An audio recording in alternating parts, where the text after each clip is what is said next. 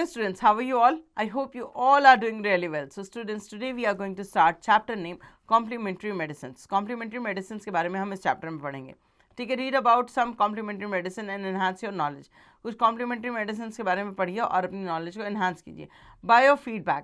Biofeedback technique allow people to control bodily process that normally happen involuntarily.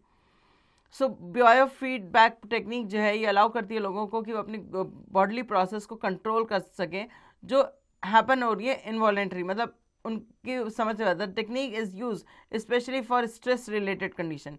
ये techniques का इस्तेमाल किया गया ताकि स्ट्रेस रिलेटेड जो प्रॉब्लम्स हैं उनको उन पे काम किया जा सके.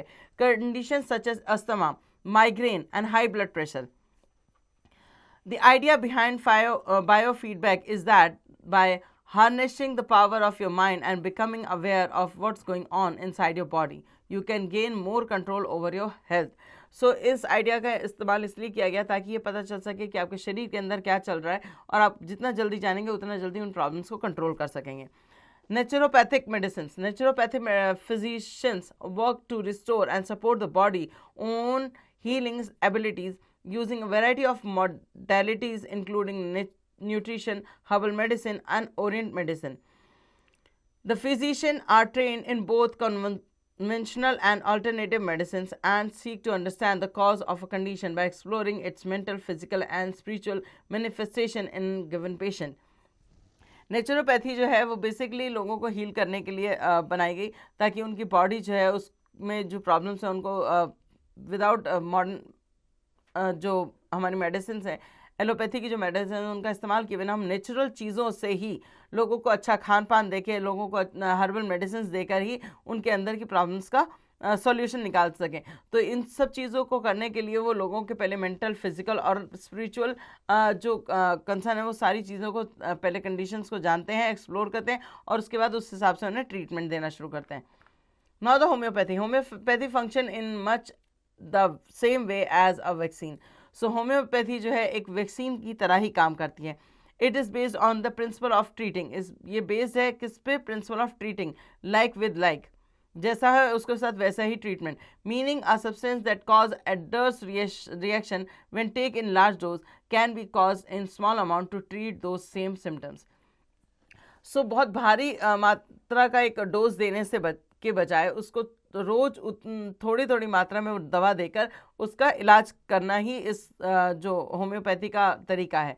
Now chiropathy is pretty widely expected in the medical community and thus qualifies more the complementary medicine than an alternative one. ये complementary medicines को बिल्कुल क्वालिफाई करती है बजाय alternative के.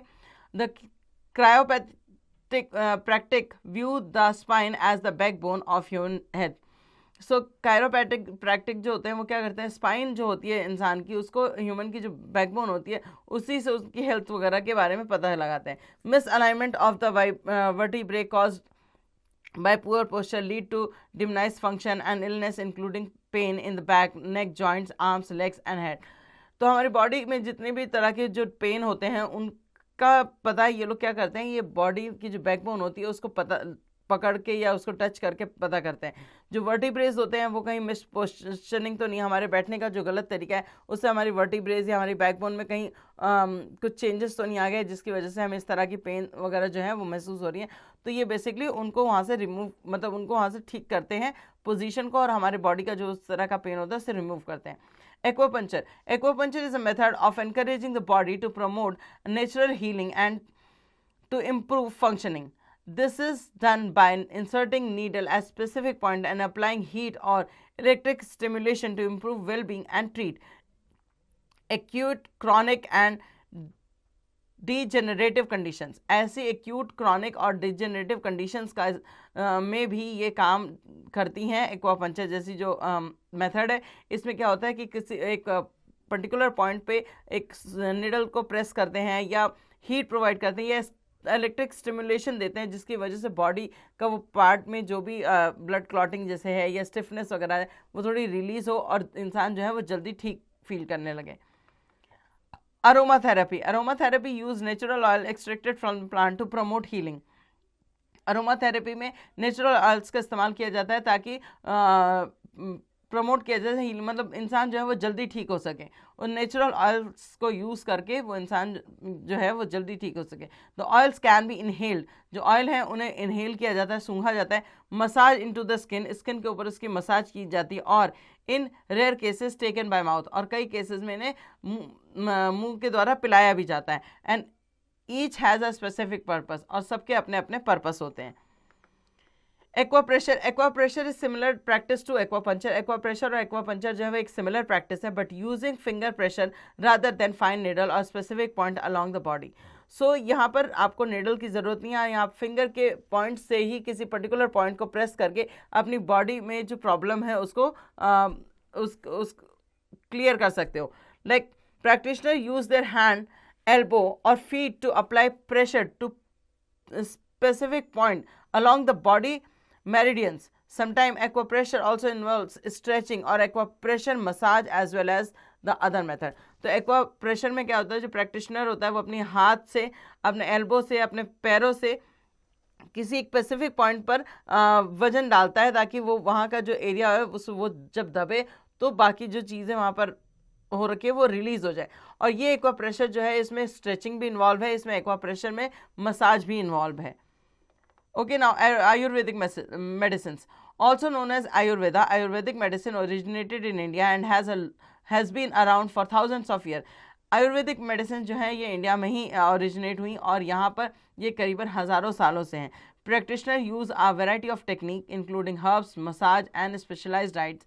सो ये जो प्रैक्टिशनर हैं वो क्या करते हैं, उनके कुछ टेक्निक्स हैं, जैसे वो हर्ब्स का इस्तेमाल करते हैं, मसाज करते हैं, और with the intent of balancing the body, mind, spirit to promote overall wellness. So ये बैलेंस करने के लिए बॉडी को, उनके माइंड और स्पिरिट दोनों को प्रमोट करते हैं और बॉडी को मतलब ठीक करते हैं। इसमें इनका खाना भी इंक्लूड होता है, इनमें मेडिसिन भी इंक्लूड होती हैं, इनमें मसाज वगैरह भी इंक्लूड होती हैं।